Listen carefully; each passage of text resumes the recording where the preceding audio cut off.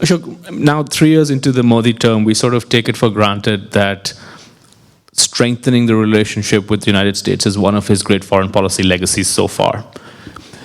But when he first came in, I remember having conversations with people in the party and others, and there was a question mark. And there was certainly one strain of thought within the BJP, which is that basically said that, well, Modi had been insulted by the United States because he had been denied travel after the events of 2002, that now was his time for payback.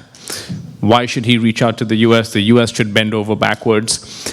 What do you think went into his thinking, and why did he decide not to go down that route and instead to take the opposite approach?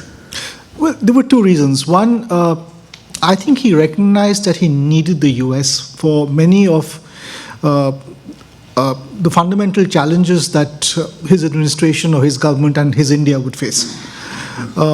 What were his primary foreign policy or world policy goals? One, to get the India growth story back in circulation, to get investors interested in India, to get capital to flow into India once again, to get FDI into India.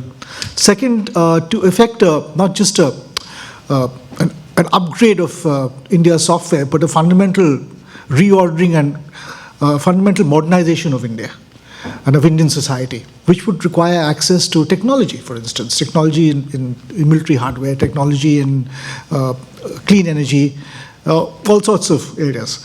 The US is the world's biggest producer of such technology, bar none. So he needed the US there as well. Third, India, if you look at India's location, it's right in the middle between the Asia of challenges, which is the Asia to our west, beginning with AfPak and ending with Turkey, and the Asia of opportunities, but other sorts of challenges, the Asia to our east, which is where you have the South China Sea, which is where you have the Indo-Pacific. In the Asia to our west, you have this challenge of terrorism, you have this challenge of militant Islam. To check which, you need friendly countries and allies that share those concerns. The US is the most important of those. Nisha, let me take that back to you, right? So one hears a lot about this sort of this convergence on both sides.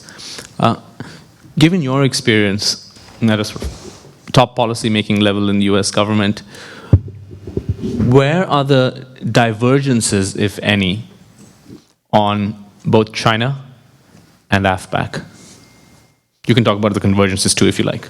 Sure. I mean, look, I think that with respect to China, both the United States and India want to have a relationship with China that is collaborative to the extent to which it can be, and that in many instances is on economic issues, engaging China to be a constructive and important part of driving global consensus on issues. I mean, China played a very important role on the Iran nuclear negotiations. China plays an important role on a number of these different areas, and we want to see that.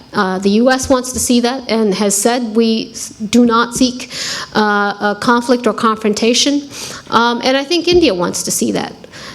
But neither does the U.S. want to see a China which is expansionist and or a destabilizer of the international order, right? And so to draw some very clear boundaries there. And I think India is similarly inclined and has particularly of the past several years staked out very important positions to that extent. So I don't know that we have dramatic areas of divergence with respect to how we look at the importance of China, both the opportunities that it represents as well as the potential challenges that it represents.